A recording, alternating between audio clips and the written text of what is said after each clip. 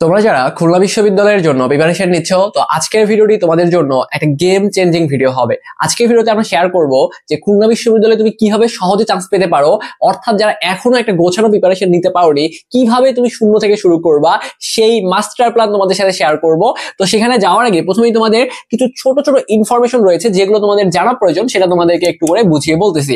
So তোমাদের খুলনা বিশ্ববিদ্যালয় ভাইয়া তুমি যদি লক্ষ্য করো তাহলে এখানে দেখবা 1100 অর্থাৎ 1100-র মতো আসন রয়েছে। তারপরে পর্যাপ্ত আসন রয়েছে। চান্স পাওয়া কি সম্ভব? ডেফিনেটলি সম্ভব ভাইয়া, জাস্ট একটু পরিশ্রম করতে হবে এবং যেই টেকনিক গুলো আজকে শেয়ার করবো প্রত্যেকটা জিনিস সুন্দর মতো তোমাকে কি করতে হবে বলতো, এই জিনিসগুলো একটু অ্যাপ্লাই করতে হবে, তাহলে তুমি ডেফিনেটলি পারবা। সো আমি তোমাদের গেম প্ল্যান শেয়ার করার আগে ভাইয়া তোমাদের যে মান বন্টন রয়েছে এই মান বন্টন নিয়ে কিছু কথা বলতে চাই, এটা তোমাদের জানতে হবে। তো তোমাদের যেহেতু খুলনা বিশ্ববিদ্যালয়ে এখানে তোমাদের এমসিকিউ প্লাস লিখিত পরীক্ষা হবে, এই জন্যই কিন্তু ভাই অনেক শিক্ষার্থী চান্স পাবে না। তো তুমি যদি ভাই আগে থেকে একটু গোছানো প্রিপারেশন নিতে পারো, যেহেতু এখানে লিখিত রয়েছে অনেক শিক্ষার্থী ভয় পাবে, তারা গোছানো প্রিপারেশন নিতে পারবে না এবং লিখিত দেখেই তারা মনে করবে যে এখানে কি ব্যাপার একটা রয়েছে, আমি হয়তো বা পারবো না। সো ডেফিনেটলি ওই শিক্ষার্থী আগেই বাদ। তো তুমি যদি একটু টেকনিক্যালি ভাই বিষয়গুলো এখানে যদি একটু মেইনটেইন করে পড়াশোনা করতে পারো, প্রিপারেশনে যাইতে পারো এবং পরীক্ষার হলে সবগুলো বিষয় যদি একটু সুন্দরভাবে হ্যান্ডেল করে আসতে পারো, ডেফিনেটলি তুমি চান্স পাবা। সো তুমি যদি একটু লক্ষ্য করো তাহলে দেখবা যে তোমাদের এ ইউনিট অর্থাৎ যারা বিজ্ঞান থেকে পরীক্ষায় অংশগ্রহণ করবা,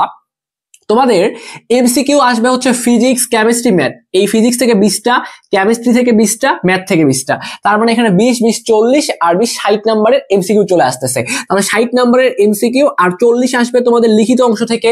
তো এই লিখিত কই থেকে আসবে দেখো, তোমাদের ইংলিশ, ম্যাথ এবং আইসিটি, এখান থেকে তোমাদের প্রশ্ন আসবে ভাইয়া 8টি। এই জায়গাটায় ইংলিশ, ম্যাথ এবং আইসিটি থেকে যেহেতু তোমাদের 8টা প্রশ্ন আসতেছে এবং প্রত্যেকটা প্রশ্নের মান হচ্ছে 5, তাহলে 5 আসছে 40, অর্থাৎ এই যে তোমাদের এখানে 40 নাম্বার কিন্তু ভাইয়া লিখিতর এই যে অংশটা রয়েছে এই অংশটা তোমরা যদি একটু ইজিলি প্রিপারেশন নিয়ে যাইতে পারো ভাইয়া, ডেফিনেটলি তুমি পারবা। বাট কখনো এখানে প্যানিক করে বসা যাবে না, তাহলে তোমরা এই যে 40 রয়েছে এবং এই যে 60, এটা কিন্তু ইজিলি তুমি ইনশিওর করে আসতে পারবা। আর চান্স পাওয়ার জন্য ভাইয়া তোমাকে 100-র মধ্যে 100 পাইতে হবে না, প্রত্যেকটা গেম প্ল্যান তোমাদের সাথে শেয়ার করতেছি। তার আগে একটু করে বলি, যারা বি ইউনিট থেকে পরীক্ষা দিবা তোমাদের ফিজিক্স থেকে 12টা এমসিকিউ আসবে, কেমিস্ট্রি থেকে 12টা, ম্যাথ থেকে 12টা এবং তোমাদের এখানে দেখো বায়োলজি থেকে 15টা এমসিকিউ আসতেছে, ইংলিশ থেকে আবার 9টা এমসিকিউ আসতেছে। কোনো চাপ নেই, একদম রিল্যাক্স হও, একটা কমপ্লিট গাইডলাইন তোমাদেরকে দিব।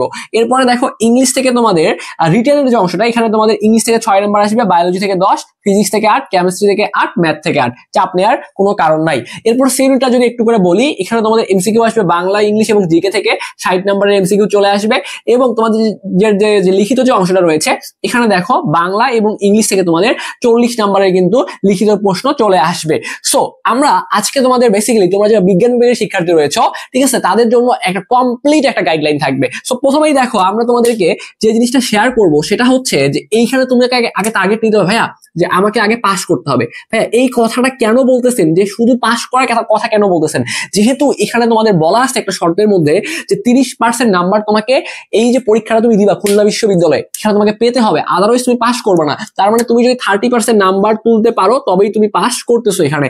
আর এখানে যেহেতু তোমাদের এমসিকিউ প্লাস লিখিত দুইটা ফরম্যাটে যেহেতু তোমাদের পরীক্ষা হচ্ছে ভাইয়া, তো অনেক শিক্ষার্থী কি করবে, দেখা যাবে যে এই লিখিত প্রেশারটা নিতে পারবে না, তারা কিন্তু আলটিমেটলি পাসই করতে পারবে না। তো খুলনা বিশ্ববিদ্যালয় যেহেতু বিগত সময়গুলোতে গুচ্ছের মধ্যে থেকে পরীক্ষা নিত, তো অনেকে কিন্তু এখন ওই ধারণা থেকেই বের হয়ে আসতে পারেনি যে খুলনা তো গুচ্ছের মধ্যে ছিল, এবছর হয়তো বা পোস্ট প্যাটার্ন চেঞ্জ আসবে না। ভাইয়া তুমি খুলনা বিশ্ববিদ্যালয়ের বিগত বছরের প্রশ্নগুলো দেখো, যখন তারা গুচ্ছতে আসে নাই তুমি একটু ধারণা নিতে পারবা কিন্তু, ঠিক আছে। সো এবছর তোমাদের পোস্ট প্যাটার্নে হ্যাঁ যেহেতু লিখিত অ্যাড করা হয়েছে তার মানে একটু চেঞ্জ আসবে, বাট আমি তোমাদেরকে যে ডিরেকশন গুলো দিব তুমি যদি এগুলো অ্যাপ্লাই করতে পারো এখানে তোমাদের এমসিকিউ কোনো ব্যাপারই না। কেন ব্যাপার না দেখো, তুমি কয়েকদিন আগে ঢাকা বিশ্ববিদ্যালয়ের পরীক্ষা দিয়ে আসছো, ঢাবির জন্য তুমি কি করছো, এমসিকিউ প্লাস লিখিত দুই ফরম্যাটে প্রিপারেশন নিয়েছো।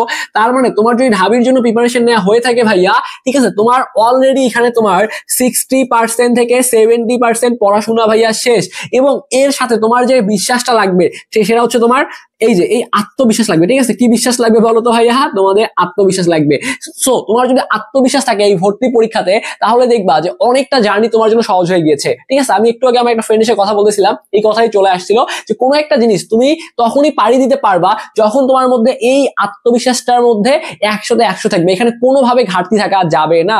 কারণ তোমার আত্মবিশ্বাস 100-তে 100 মানে কি, তোমার যতটুকু জার্নি তুমি পাড়ি দিবা তার 80% রাস্তা তুমি অলরেডি পাড়ি দিয়ে ফেলেছো, তুমি পারবা মানে তুমি পারবা, আর তুমি যদি মানে এইটা বিশ্বাস যদি করতে না পারো যে আমি পারবো, আমি তোমাকে যতই মোটিভেশন দিই না কেন, যতই বুঝাই না কেন, তাহলে কিন্তু তুমি আলটিমেটলি রাস্তা পাড়ি দিতে পারবে না। সো আমাদের যে কাজটা বা যে করণীয়টা সেটা হচ্ছে যে আমি খুলনা বিশ্ববিদ্যালয়ে পরীক্ষা দিতে যাচ্ছি বা প্রিপারেশন নিচ্ছি, তার মানে আমি খুলনা বিশ্ববিদ্যালয়ে চান্স পাবো, এইটা আমাদেরকে বিশ্বাস করতে হবে।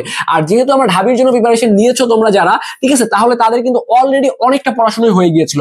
আমরা দুইটা ফর্মেটকে রিলেট করবো, ঢাবির সাথে কি করবো, খুলনা বিশ্ববিদ্যালয় প্যাটার্নটাকে রিলেট করবো, যেহেতু দুইটার মধ্যেই এমসিকিউ প্লাস লিখিত ফর্মেটে পরীক্ষা হচ্ছে। এখন আসো নাম্বার 1 যে ব্যাপারটা, আমাদের সাবজেক্টগুলো দেখতে হবে। আমি একটু করে তোমাদের বলবো ফিজিক্সের প্রিপারেশনটা তুমি কিভাবে নিবা। আচ্ছা দেখো, ফিজিক্সের জন্য নরমালি এই যে ফিজিক্সের প্রশ্নগুলা, এটা পরীক্ষায় কমন পাওয়াটা একটু তোমাদের কাছে মানে কষ্ট মনে হয়, একটু ডিফিকাল্ট মনে হয়, কিন্তু ভাইয়া যারা ফিজিক্সটা একটু মানে বুঝে পড়তে পারে বা ফিজিক্সের মজা নিয়ে পড়তে পারে, তাদের কাছে কিন্তু ফিজিক্সটা ডেফিনেটলি ইজি, অনেক বেশি ইজিয়ার। ঠিক আছে, কেন বেশি ইজি? দেখো ভাইয়া, এই ফিজিক্সে তোমাকে যে কাজটা করতে হবে, তুমি একটা বই পড়বা। কয়টা বই পড়বা? একটা বই পড়বা। যদি তুমি বোর্ড বইয়ের কথা চিন্তা করো, তাহলে তুমি হচ্ছে ইসাক স্যারের বইটা দেখবা, ইসাক স্যারের বইটা দেখবা। তবে এইখানে আমি তোমাকে সাজেস্ট করবো ভাইয়া, যে মেইন বই ঠিক আছে লাগবে, বাট তোমাকে এখানে ফোকাস রাখতে হবে এডমিশনের বইয়ের উপরে। কারণ তোমার এডমিশনের যে বইটা তুমি হাতে যখন নিবা, তখন তুমি এখানে প্রশ্ন ব্যাংক সম্পর্কে একটা ভালো ধারণা পাবা, তুমি বুঝতে পারবা যে কোন জায়গাগুলো থেকে প্রশ্ন আসবে। তার মানে আমার ফিজিক্সের জন্য ইসাক স্যারের বই লাগবে, এবং আমার একটা এডমিশনের বই লাগবে। বাজারে অনেক ধরনের বই রয়েছে, ঠিক আছে। তোমরা যারা আগে বুলেট কিনছো, বুলেট পড়তে পারো। বুলেটের মধ্যে সুন্দরভাবে সবগুলো প্রবলেম কি করে দেয়া আছে, টাইপ ভিত্তিক প্রবলেম দেয়া আছে। এবং তোমাদের দেখবা যে এখানে তোমাদের কিছু সাজেশনমূলক প্রশ্ন দেওয়া আছে, যে এই চ্যাপ্টার থেকে এই প্রশ্নগুলো আসতে পারে। এই জন্য বুলেট বইটা আমার কাছে ভালো লাগে। ঠিক আছে, এটা আমার বুলেট আমাকে এখানে প্রমোশনের জন্য রাখে নাই, আমি বুলেটের প্রমোশন করতেছি না। তুমি বুলেট বই চাইলে দেখতে পারো। আদারওয়াইজ তুমি চাইলে অ্যাসপেক্ট সিরিজের বই দেখতে পারো, তুমি চাইলে জয়কলির বই দেখতে পারো, তুমি চাইলে বিভিন্ন কোচিং সেন্টারের বই দেখতে পারো। তোমার যে বইটা ভালো লাগে সেই বইটা থেকে তোমাকে টাইপ ভিত্তিক প্রবলেম সমাধান করতে হবে। ঠিক আছে, টাইপ ভিত্তিক ম্যাথ করতে হবে। কার জন্য ভাইয়া? ফিজিক্সের জন্য। একদম যে সবগুলো ম্যাথ পারতো এমন না, যেগুলো ভাইয়া একদম মানে কঠিন আসছে, যেগুলো বুঝতে পারতেছো না, দরকার নাই। তুমি প্রত্যেকটা চ্যাপ্টার থেকে দেখো যে ভাই এই চ্যাপ্টার থেকে এই টাইপের প্রবলেম গুলো আসছে, এভাবে খুব অল্প একটা সময়, ঠিক আছে, তোমাকে 2 থেকে 3 দিন, বেশি সময় তোমাকে আমি দিব না। এই 2 থেকে 3 দিনে তুমি ফিজিক্সের ফার্স্ট পেপার এবং সেকেন্ড পেপার থেকে দেখলা যে এই 20টা টাইপের প্রবলেম বেশি আসছে, বা এই 20 থেকে 25টা টাইপের প্রবলেম বেশি আসছে। এই টাইপগুলো তুমি যখন পড়লে একবার করে, তখন তুমি পড়ার সময় 3 স্টার বইয়ের মধ্যে মার্ক করলা যে এগুলো বারবার করে আসছে, বা এই প্রশ্নগুলো খুলনা বিশ্ববিদ্যালয়ে আসতেছে। ঠিক আছে, তোমার একটা ধারণা তৈরি হইলো। এরপরে তুমি কি করলা, আরো একবার কোশ্চিন ব্যাংকে যাবা, যাওয়ার পরে শুধুমাত্র খুলনা বিশ্ববিদ্যালয়ের প্রশ্ন পড়বা। যখন তুমি বুলেট বই থেকে পড়লা বা অন্য কোনো বই থেকে পড়লা, সেখানে তো অনেকগুলো প্রশ্ন থাকবে, অন্যান্য ইউনিভার্সিটির প্রশ্নগুলো থাকবে, এগুলো তোমাকে সমাধান করতে হবে যদি তুমি চান্স পাইতে চাও। এটা তোমাকে এমসিকিউ বলো বা লিখিত বলো, অনেক বেশি হেল্প করবে। লিখিতের জন্য আলাদা হবে, খুব বেশি প্রেশার নেওয়ার দরকার নাই। তো তুমি কি করলা, বিভিন্ন ইউনিভার্সিটির যে প্রশ্নগুলো ছিল সেগুলো তুমি টাইপ ভিত্তিক একটা বই থেকে দেখে নিলা, সেটা হতে পারে অ্যাসপেক্ট, সেটা হতে পারে বুলেট বা আদারওয়াইজ, ঠিক আছে, যে কোনো একটা বই থেকে তুমি দেখে নিতে পারবা। এরপরে শুধুমাত্র কি করবা, খুলনা বিশ্ববিদ্যালয়ের প্রশ্ন পড়লা। প্রথমত সবগুলো ইউনিভার্সিটির প্রশ্ন পড়লা, এরপরে শুধুমাত্র খুলনা বিশ্ববিদ্যালয়ের প্রশ্নগুলো যে কোনো একটা বই থেকে তুমি পড়ে নিতে পারো। এরপরেও যদি তোমার হাতে সময় থাকে ভাইয়া, ওই যে আমি তোমাকে টাইপ ভিত্তিক প্রবলেম পড়তে বলছি না, এখানে কিন্তু তোমার লিখিত অংশের প্রিপারেশন হয়েছে, এখানেই তোমার লিখিত অংশের প্রিপারেশন হয়ে গেছে, এক্সট্রা হবে আর কিছু পড়া লাগবে না। এরপরে তোমার হাতে যদি সময় থাকে ভাইয়া, তুমি চাইলে ইসাক স্যারের বই থেকে অনুশীলনীর প্রশ্নগুলো একবার করে দেখতে পারো। সো আমি একটু সামারি করতেছি, হয়তো বা অনেক বেশি কথাবার্তা বলে ফেলছি, এত কথাবার্তা মাথায় রাখার কোনো দরকার নাই। তুমি যে কাজটা করবা, ফিজিক্সের জন্য ইসাক স্যারের বইয়ের অনুশীলনীর প্রশ্নগুলো একবার করে দেখবা। তুমি কি করবা, যে কোনো একটা বই থেকে টাইপ ভিত্তিক প্রবলেমগুলো দেখবা। এই টাইপ ভিত্তিক প্রবলেমগুলো দেখার পরে তুমি চলে যাও ডিরেক্টলি খুলনা বিশ্ববিদ্যালয়ের প্রশ্ন ব্যাংকে। এই খুলনা বিশ্ববিদ্যালয়ের প্রশ্ন যত প্রশ্ন আছে সবগুলা সুন্দর করে মুখস্থ করে ফেলবা। এবং তোমার কাছে আরেকটা আমি জিনিস বলি, যখন তুমি খুলনা বিশ্ববিদ্যালয়ের প্রশ্ন ব্যাংকটা পড়তেছো, তখন তুমি প্রত্যেকটা চ্যাপ্টার থেকে, স্পেশালি ফিজিক্সের ক্ষেত্রে, সূত্রগুলো একটা পেজ নাও, কয়েকটা পেজটা নাও, নিয়ে সূত্রগুলো নোট করো, এবং যে শর্টকাট গুলো আছে এই শর্টকাট গুলো নোট করো, যাতে তুমি এই জিনিসগুলো ভাইয়া পরীক্ষার আগের রাতে তুমি রিভিশন দিয়ে যাইতে পারো। কারণ রিভিশনটা হচ্ছে অনেক বেশি গুরুত্বপূর্ণ। সো এই দুইটা অংশ তুমি যদি ভাইয়া একটু সুন্দর করে সাজিয়ে রাখতে পারো, এটা পরীক্ষার আগের রাতে তোমাকে অনেক বেশি রিল্যাক্স রাখবে। কারণ তুমি বুঝতে পারবা যে কোন শর্টকাট বা কোন সূত্রগুলো ইম্পর্টেন্ট, বা কোনগুলো আমাকে এক নজর অ্যাটলিস্ট দেখে যাইতে হবে। এইগুলো তুমি যদি নোট করে রাখো, তুমি কিন্তু একবার দেখে যাইতে পারবা। আমি তোমাকে সব নোট করতে বলতেছি না, জাস্ট গুরুত্বপূর্ণ যে জিনিসগুলো বা সূত্রগুলো আছে বা যে শর্টকাট গুলো আছে এগুলো নোট করতে বলতেছি। সেম ভাবে তুমি কি করবা ভাইয়া, সেম ভাবে তুমি কেমিস্ট্রির প্রিপারেশনটা নিবা। কেমিস্ট্রির প্রিপারেশনটা নেওয়ার ক্ষেত্রে এখানে দেখো, কেমিস্ট্রির প্রশ্নগুলো কিন্তু যথেষ্ট সহজ আসে এবং কেমিস্ট্রি প্রশ্নের কমন পাওয়া যায়। কিন্তু যে জায়গাটা আমরা ভুল করি, আমরা আসলে অর্গানিক কেমিস্ট্রি পড়ি না, আমরা আসলে অর্গানিক কেমিস্ট্রি পড়ি না। সো অর্গানিক কেমিস্ট্রি থেকে অনেক টপিক আছে, দরকার নাই। যারা কিচ্ছু পারো না ভাই অর্গানিক কেমিস্ট্রি, আজকে একটা স্পেশাল টেকনিক দিচ্ছি, সেটা হচ্ছে তুমি সরাসরি হাজারি স্যারের বইয়ে চলে যাও। এই যে অনুশীলনীর প্রশ্নগুলো রয়েছে ভাইয়া, চোখ বন্ধ করে মুখস্থ করে ফেলো। ডেফিনেটলি তুমি অর্গানিক কেমিস্ট্রি না পারলে, কিচ্ছু যদি না পারো, বেসিকও যদি না থাকে, তারপরে তোমার অর্গানিক কেমিস্ট্রি থেকে প্রশ্ন চলে আসতে বাধ্য। তাহলে কি করবা? হাজারি স্যারের বই থেকে অনুশীলনীর প্রশ্নগুলো মুখস্থ করে ফেলবা। সবসময় যে প্রশ্ন কমন আসবে এমনটাও না, বাট আসবে, ম্যাক্সিমাম সময় প্রশ্ন আসে। এটা করার পরে তোমাকে যে কাজটা করতে হবে ভাইয়া, সেটা হচ্ছে তুমি হাজারি স্যারের বইয়ের যে এমসিকিউ গুলো আছে, এই এমসিকিউ গুলো একটা একটা করে সলভ করো, এবং ওই টাইপের যদি এমসিকিউ পরীক্ষা আসে সেগুলো তোমাকে পারতে হবে। এরপর ডিরেক্টলি চলে যাও খুলনা বিশ্ববিদ্যালয়ের প্রশ্ন ব্যাংকে। খুলনা বিশ্ববিদ্যালয়ের প্রশ্ন ব্যাংকটা একটু ভালো মতো নাড়াচাড়া করো, দেখবা যে এমসিকিউ প্লাস লিখিত কভার আপ হয়ে গেছে। আচ্ছা, এরপরে যদি বায়োলজি নিয়ে কথাবার্তা বলি, যে ভাইয়া বায়োলজির প্রিপারেশন কিভাবে নিব, বায়োলজির জন্য তুমি যে কাজটা করবা, তুমি চাইলে মেইন বইয়ে ডায়াগ্রাম গুলো পড়তে পারো, তুমি চাইলে কোনো একটা কোচিং সেন্টারে যে ডাইজেস্ট গুলো রয়েছে সেগুলো পড়তে পারো। এইগুলো সুন্দর মতো পড়ার পরে তোমাকে কি করতে হবে, বিভিন্ন ছক, উদাহরণ, বৈশিষ্ট্য, পার্থক্যগুলা, ঠিক আছে, এগুলো নেমোনিক দিয়ে মনে রাখতে হবে। এইগুলা পড়ার পরে তুমি কি করবা, ডিরেক্টলি খুলনা বিশ্ববিদ্যালয়ের প্রশ্ন ব্যাংক ব্যাখ্যা সহ পড়লা। শুধু খুলনা বিশ্ববিদ্যালয়ের প্রশ্ন ব্যাংক পড়লেই কখনোই তুমি প্রশ্ন কমন পাবা না, সবগুলা প্রশ্ন কমন পাবা না, কিছু প্রশ্ন কমন পাবা, কিছু প্রশ্ন কমন পাবা না। তাহলে বাকি প্রশ্নগুলা কমন পাওয়ার জন্য তুমি কি করবা, ঢাবি, রাবি, জাবি, চবি, এরকম যতগুলা পারো ভাইয়া ইউনিভার্সিটির প্রশ্নগুলা, বিগত সালে যে প্রশ্নগুলো আসছে এগুলো তোমাকে সমাধান করতে হবে।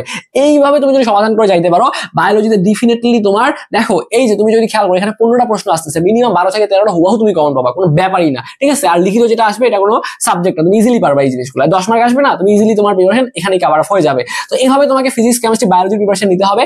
আর ম্যাথের ক্ষেত্রে যদি আমি তোমাকে বলি, ম্যাথের ক্ষেত্রে আমাদের টাইপ ভিত্তিক প্রবলেম সমাধান করতে হয়, যেহেতু এখন আমাদের ইন ডিটেইলস সবকিছু পড়ার সময় নাই। তুমি চাইলে ম্যাথ প্লাস একটা বই রয়েছে, সেই বইটা থেকে টাইপ ভিত্তিক প্রবলেম দেখতে পারো, অথবা যে কোনো একটা বই থেকে টাইপ ভিত্তিক প্রবলেমগুলো দেখার পরে খুলনা বিশ্ববিদ্যালয়ে বিগত 8 থেকে 10 বছরে যে প্রশ্নগুলো আসছে, এই প্রশ্নগুলো বারবার দেখো, প্র্যাকটিস করো, বারবার প্র্যাকটিস করতে হবে। প্র্যাকটিস না করলে কিন্তু মনে থাকবে না। এই প্রবলেমগুলো বারবার প্র্যাকটিস করো, দেখবে যে সহজ হয়ে গিয়েছে। তো তুমি এইভাবে যদি একটা গোছানো প্রিপারেশন ভাইয়া 8 থেকে 10 দিন কন্টিনিউ করতে পারো, দেখবে যে 8 থেকে 10 দিন পরে যে তোমার কিন্তু মোটামুটি সবগুলো জিনিস একটা ব্যালেন্স পর্যায়ে চলে আসছে। তোমার দেখলে মনে হবে যে আমি পারতেছি। কিন্তু এখন যদি প্রথমেই তুমি একটা চ্যাপ্টারের বা একটা সালের প্রশ্ন পুরোটাই দেখো, মনে করো তুমি 23-24 সালের প্রশ্ন দেখতেছো, পুরোটাই দেখতেছো, তখন তোমার কাছে হতাশ লাগবে যে ভাই আমি তো কিছু পারতেছি না। যখন তুমি এই জিনিসগুলোকে চ্যাপ্টার ভিত্তিক পড়তে পড়তে পড়তে পড়তে এমন একটা স্টেজে যাবা, যখন তোমার সবগুলো জিনিস একবারে দেখলে প্রেশার মনে হবে না যে আমি তো পড়ে আসছি, এগুলো আমি পারবো। সো এই যে নিজের মধ্যে বিশ্বাসটা নিয়ে পড়তে হবে। আর এখানে তোমাদের কিছু জিনিস বলে দিই, যখন তুমি প্রিপারেশন নিবা, তোমার কাছে বারবার মনে হবে আমি ছেড়ে দেই, আমি হয়তো পারবো না, আমার এত জিনিস কঠিন লাগতেছে,